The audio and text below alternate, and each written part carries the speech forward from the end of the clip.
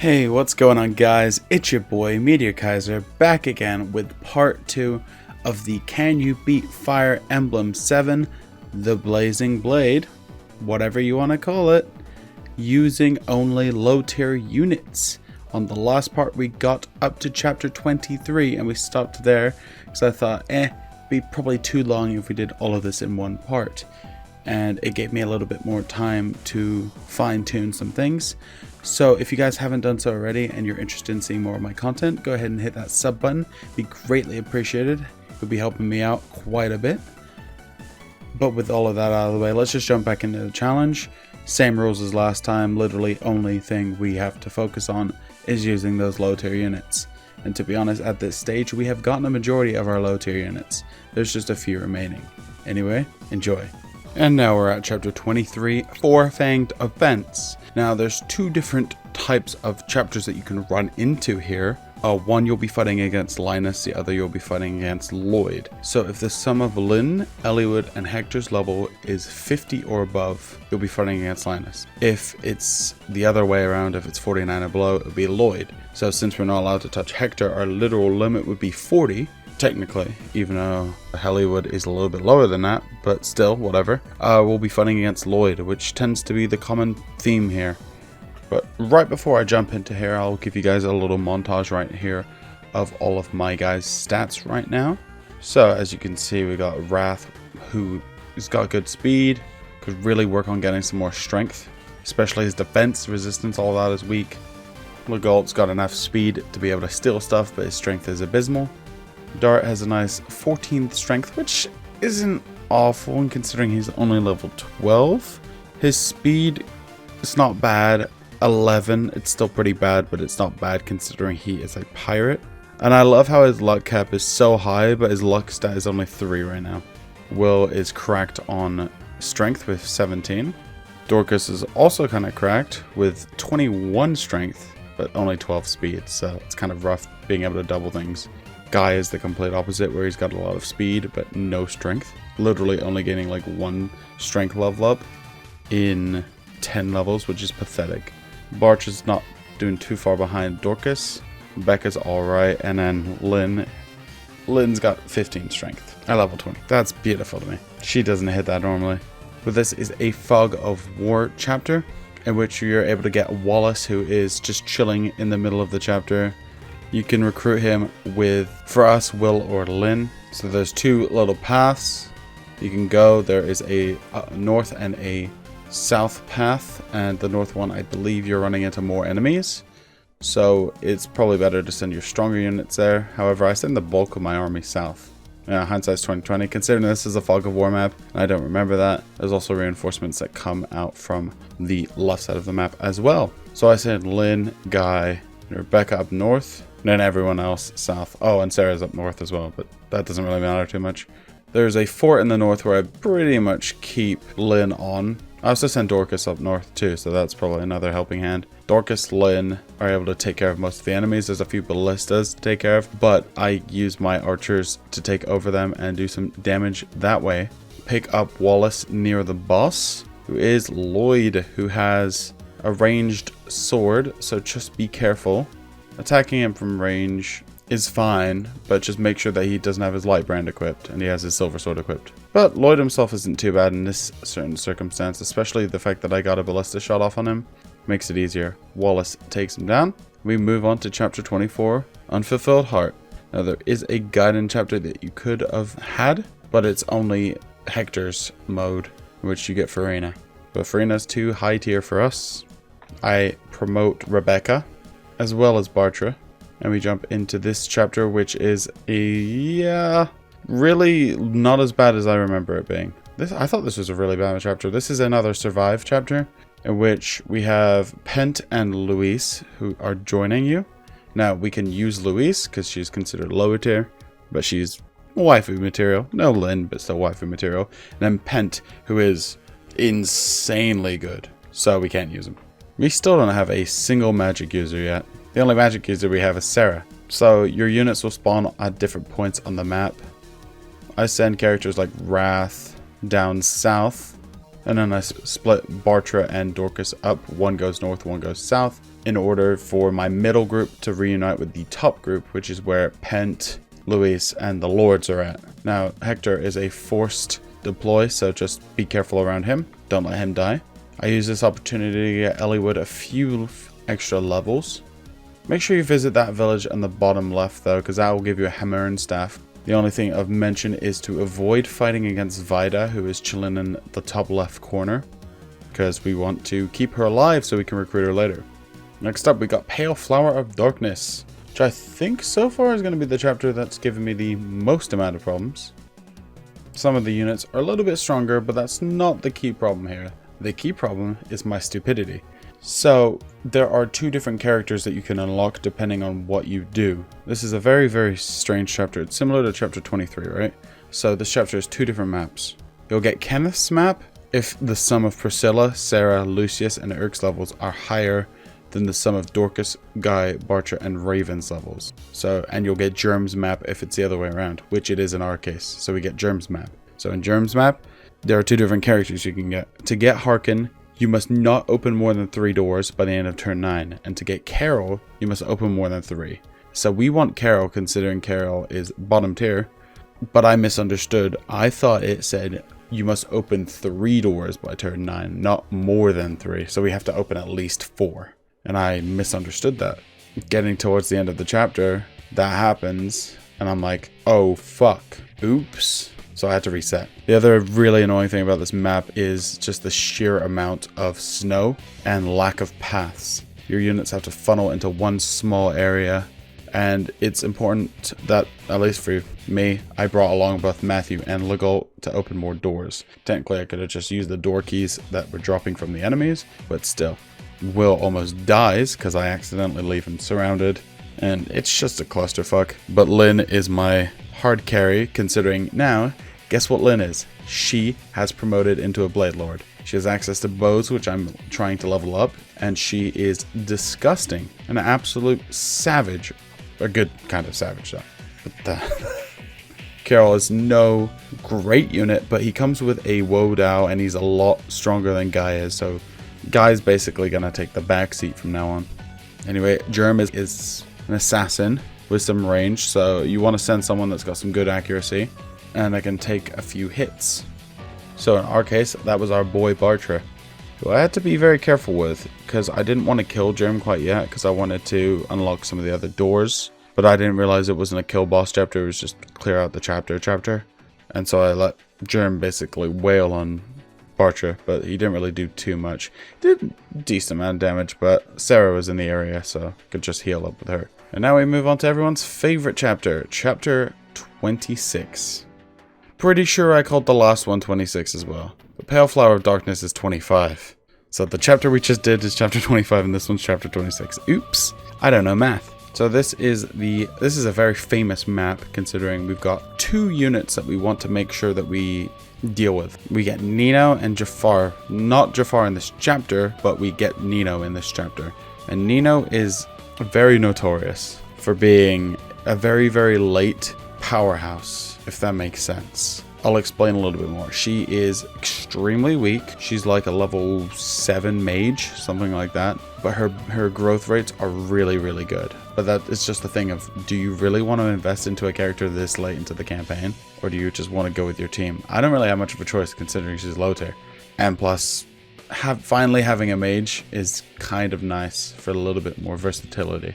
So there's 2 entrances that you need to go to rescue or to protect Zephiel. There's a left and a right path. I do die once and I have to reset with Wrath because I put him too far forward and didn't realize, oh shit, there's a hero there. So there's going to be a lot of higher tier units around, so just be careful. On that side, Jafar is going absolutely wild on the enemies. So you probably won't have to deal with too much over there. Especially considering I'm bringing Lyn over here. I'm bringing Eliwood to the left side so she can recruit Nino. And then once we grab Nino, we meet up our army in the middle. And I'm just like, alright, so our boss here is, so we have Maxime, who gets destroyed by Jafar super early, and we have Ursula, who has a bolting tome. So do not put anyone frail in range, aka Guy, get out of here. Now my dumbass again has to reset another time because I left Legault in range. So I just did the smarter thing, right? I put Wallace in range of her bolting attack. And I know he can probably tank one hit, so I just did that. So after Ursula attacks our boy Wallace, she is now vulnerable to our own attacks. So guess who swoops in and kills her? But Lyn. What a shocker, right? This is Lyn I all over again from FE6. It's all the waifus. Why is it always all the waifus? Anyway, there's a treasure chest you definitely want to pick up. It's the leftmost treasure chest. It has a pair of boots in it, and boots give you +2 range. So guess who gets the range? Lyn. God, I treat her way too well. We clear up the remaining enemies, and to be honest, for like 3 turns, we just have to end turn because there's no enemies left. Yeah, I really should have played this on hard mode. So my dumbass has to reset one last time because I am an idiot, right? So in order to get the Gaiden chapter in which you're able to recruit Jafar, you have to actually talk to Jafar with Nino. I didn't realize that. So I have to go through it again. Yay, fun. Definitely wasn't going insane after that one. Battle Before Dawn. I hate you. Anyway, we're on to chapter 26X, Night of Farewells, which is yet another pain in the ass, especially for me. So this is a water-based chapter in which there'll be platforms that spawn and despawn, or bridges that spawn and despawn between the platforms. I don't bring along any fiefs because 1, I kind of forgot, and 2, my mindset was kind of like, all right, if I get these treasure chests, aren't I making it a bit too easy for myself? It's the kind of artificial difficulty increase that I do sometimes. Part of it is laziness, and part of it is just wanting to make the game a little bit harder. So this chapter has a lot of different reinforcements coming from stairs scattered throughout the map. So it's good to have your units split off, but try and make sure that they are on a main land, not a bridge. Because if the bridge disappears, your units can get trapped there. This map normally isn't as bad when you're just playing it regularly because you have access to flyers. But we don't have a single flyer, and the only one that can traverse water is Dart, who has now become a berserker because I got impatient and wanted to just promote everyone. So now I have a full team of completely promoted units. Guy is promoted. Everyone else who hasn't been promoted is promoted except for Nina. So our boss Sonia has a bolting tome. What a shocker. So I use both Dart and Jafar, who's got excellent skill and speed. So I use them as bait to get rid of all the bolting tomes so my more frail units can come in and just not get hit by bolting. This chapter did take a long time, specifically because of these stupid platforms, but I eventually make my way over to Sonia. I surround her with units, and then I realize, oh, I'll just kill her with Lyn. So I just kill her with Lyn. Yay, gameplay. Good old Cog of Destiny. Nothing like a little bit of chapter 27 to get your jimmies rustled. I did actually forget to promote one unit, and I just decided to rip that band-aid off right now and promote Sarah into that bishop so she can actually attack. And I actually use her to attack quite a bit because she's got access to light magic. So I'm like, okay, I'll just shine the shit out of everything. Doesn't do too much, but that extra bit of damage is quite nice. Biggest pain in the ass of this chapter is how many goddamn reinforcements there are, swooping from every direction. So essentially my game plan is my boy Dorcas. He's going it alone through the north. He's literally a one-man army. I'm sending Lyn, Wallace, Jafar, all of those up in the middle path. Then I'm sending all my archer squad to the right along with Sarah and Carol. Grab a hold of the ballistas and I'm able to deal with a lot of the heroes with range, thank God. Once we're about midway through the chapter, Vida comes by and is like, sup, and then we're like, sup, and then we bring Eliot down, talk with her and recruit her. She's not bad. She's definitely very defensive, rocking almost 20 defense. Definitely a unit to use, and especially against the wyvern reinforcements that she brings along with her, which they really should have turned into green units, but semantics. No, I used Jafar and Dart along with Vida to deal with the wyvern reinforcements, and that was honestly the hardest part. So finally we're able to move on to Linus, who's the boss. So Lloyd would have been the boss if we fought against Linus back in chapter 23. So I'm like, should I be creative with who I kill with the boss, or should I just kill him with Lyn? It's a very hard decision. I'm just kidding. I destroyed him with Lyn. Lyn's already at level 13, and she hit max strength at 24, and now she's really close to hitting max skill and speed at almost 30 a pop. Damn, I'm like, ooh, best girl, she's the best girl. Next up, we have our specific Elliewood route Gaiden chapter, which is chapter 20. It's not a Gaiden chapter, but I consider it a Gaiden chapter. It's kind of weird. So in this mode, we get access to 5 units, but it would be 3 if you were playing on hard mode. So a lot different. So I bring along Bartra to catch up to Dorcas, who's way further along in levels. Vida, who needs some levels. Sarah, who needs some levels. And for some reason, I was like, I'll bring Nino. Not a good idea, by the way. Not a good idea. I didn't have to reset, but it got really goddamn close. Well, Nina was supposed to be my support, but then Sarah had to deal with everything, and Sarah got super duper duper low. And I was like, thank God I have some healing items. But Eliwood has been promoted into a Night Lord, and we got some alpha drops earlier in the game, which gives every unit a 5%, or not every unit, but every stat a 5% growth rate increase. And I used it on Eliwood because I thought that wouldn't be a bad idea. I should have used it on, well, actually I didn't need to use it on Lyn. It would have been cool to use it on someone else, but I was like, yeah, I need my Eliwood to be at least decent if I'm going to make it through this game. So I used it on him, and it helped out a little. Nothing crazy, but you know, I was gonna hoard the alpha drops otherwise, so it's like, whatever. I'll just make the most of it. The boss, Georg, I guess you would pronounce his name, is very, very strong. He's a berserker with a tomahawk, so he's got some crit to him, so that's terrifying.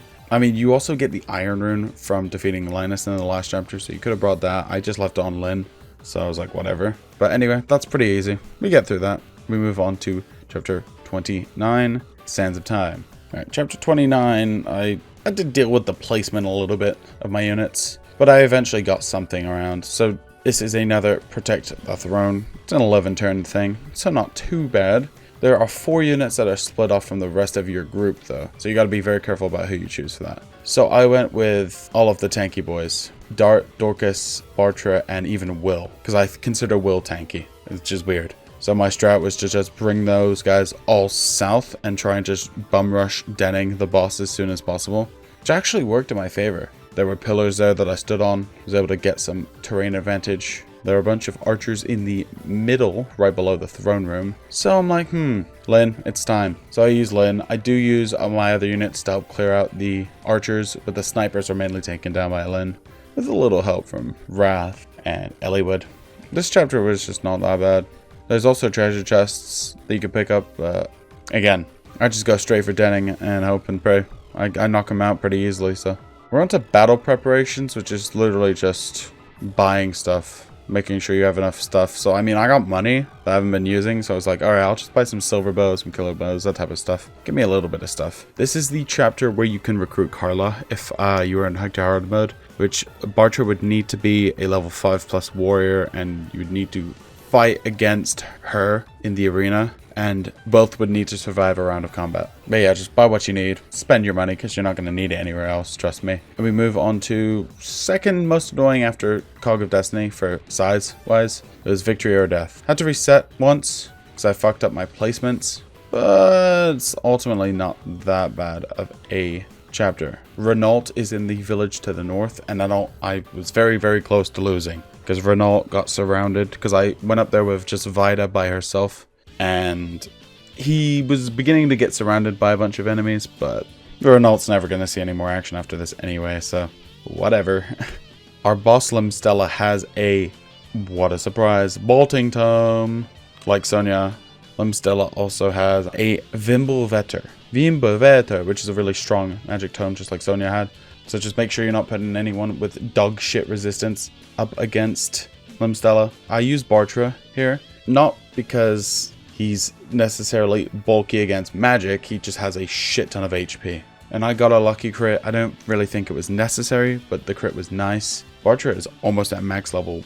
We seize the throne and we move on to the final chapter, Light. The final low tier character joins us now. That's Athos. I guess Athos is considered low tier because he's only here for one chapter and he's already max, so he's like a helper character. But he still counts as low tier, so I use him. And trust me, it's nice considering he has access to all types of magic and he can heal. This chapter is basically a gauntlet of bosses, right? And each boss will drop a legendary weapon of whatever type that they use. The bosses are in order: Uhai, Kenneth, Brendan, Darin, Ursula, Germ, Lloyd, and Linus. There's also a few extra just regular morph enemies that are around as well. After each turn, a new door will open, so it's not like you have to fight them all at once.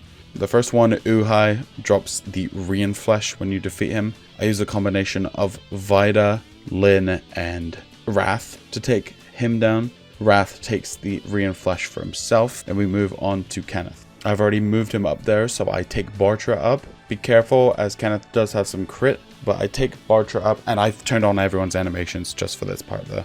The 20% crit is kind of scary, but I don't get critted, and Bartra takes care of Kenneth pretty soundly. Kenneth drops the Luce Tome, and there is also another guy up there that drops the Gespenst, which is a Dark Magic Tome. And you definitely want to give that to Althos. In our case, he's the only one that can use it, plus it's pretty nice. Next up, we got Brendan. Brendan gets taken care of by Dorcas, who picks up the Basilios, something like that. Basilicos, I think. The legendary axe, which is perfect for Dorcas. Next is Darin, who is a pain in the ass to deal with, but just wait for him to move first and then come out. The other three are super easy. He's the only one that's the real pain. Wait for him to move out and use Athos to deal with him, because 30 magic ain't nothing to snuff at. Make sure I give Vida the Rex Hasta, which drops from Darim. Next up is Ursula and Germ. I deal with them both in a pretty easy way, using both Will and Lyn with killer bows and longbows. Take them down from range. Super simple. I get the Excalibur Tome, which I don't really give to anyone, because last but not least is the worst one of the lot, which is the Lloyd and Linus one. Holy crap, is Lloyd disgustingly strong. It is very important to not let anyone in range first turn. Just wait for them to come to you. My strategy actually was the power of a Sword Slayer. The Sword Slayer does a lot of damage to both of them, considering Lloyd has the Regal Blade, the legendary sword, and Linus has a good blade himself. Try and focus on dealing with Lloyd first, then deal with Linus. I take down Lloyd with the Sword Slayer, and I take down Linus with a bow. Now, it sucks that Lyn's bow rank is an S and I couldn't give it the Reinflesh, but it is what it is. Before you defeat Lloyd and Linus, try and get as many units as you possibly can to the north. My reason for saying this is so you can deal with the probable worst part of this game that I literally did not have an answer to until I thought of this, would be a simple druid. This man had a nice, solid Berserk Staff that would hit Wrath for 64%, and it hit me every time, and it berserked Wrath. The only way I could think to get out of the range would be to just try and protect my units, but Wrath with the Reinflesh is just way too strong. He's actually really good, a lot better than he was when he first joined. But by this point, Dorcas slipping out. Eliwood's slipping. Eliwood wasn't that good to begin with. To be honest, our main person right now is just... I mean, like, the others are dealing damage, and they have enough HP to tank one hit from Nurgle. But Ereshkigal, how the fuck do you pronounce it? Ereshkigal, I guess, does a lot of damage. And just my attacks aren't doing that much. Athos does the main damage here with the Aureola Tome. It definitely doesn't select anything else. And then Vida is able to come in with the Rex Hasta and finish off Nurgle, dealing with the main annoying part of this. But then we got the second part, the dragon. Ooh, the fire dragon. So in the fire dragon part of this map, there are a few guys that are scattered around. They're all in their own little inclusions. I would recommend trying to bring all of your units to the left side of the map. That's because there is a sleep staff user on the left side. However, on the right side, there's a bolting tome user. So what I do first is I use Bartra, Dorcas, and Dart to transport Nils and Hector away. And I say those three because I can never remember which one I use, considering they're the same fucking sprite. Because I don't want Hector nor Nils to get killed. And considering those two are pretty tanky, or those three I guess are pretty tanky. Now I was worried about the dragon being able to move around and sort of go after my weaker units, so my strategy was to just surround him. It was a pain in the ass because the best unit I had to surround him off at first were Lyn, Vida, Dorcas, and Wrath. Bartra was carrying a person, and same with Dart. And then Athos was coming in to swoop do damage. My biggest damage dealer, which is sad that's why this is really, really difficult. This is actually the hardest chapter. It's understandable, but Light just took me like an extra hour than it should have. Anyway, my strategy was to just try and do hit and run with Wrath. My strategy was to just try and do hit and run with Athos. Athos would deal 20 damage per hit. The Fire Dragon has 120 HP. So I just used Sarah with a recover staff to completely heal. Wrath is literally the worst unit to use because he can use a sword because he's a nomad trooper, but his sword rank isn't enough to do any damage, so I just leave the rain flesh on him and it doesn't do any damage. However, he keeps going after Wrath because of this, so I'm able to just use him as heal bait. So I just give him an elixir, he just heals every turn. Athos comes in, does 20 damage, I heal him up, rinse, repeat, and eventually he gets low enough that I'm able to take him down with, you guessed it, Lyn gets the final kill, because I wanted it that way. I want it that way. Definitely not copyright. But anyway, holy shit, we're done. We defeated the dragon, the dragon's gate is closed, humanity is saved, we're good for now, until, Fire Emblem 6 happens, but whatever. Anyway guys, thank you so much for watching this. I know this was a very, very easy challenge compared to the last one was just a pain in the ass, and I think after the Mother 3 one, I wanted a bit of a break, and this one took me a lot less time than my other Fire Emblem one. In hindsight, I should have gone with Eliwood hard mode. I didn't want to do Hector hard mode because I'd done that already, and I really just wanted to do Eliwood mode, but then I should have done Eliwood hard mode, and that was an oversight on my part. So definitely in the future, I'll make sure to make it harder because I didn't expect it to be this easy. Now I know for the future if I ever do something like this again. It's all about learning, right? Anyway, if you haven't done so already and you're sticking around this long, thank you, by the way. And hit that sub button if you haven't done so already. That'd be great. Thank you so much. My name is Meteor Kaiser, and Lyn is the best girl. No questions asked. Peace.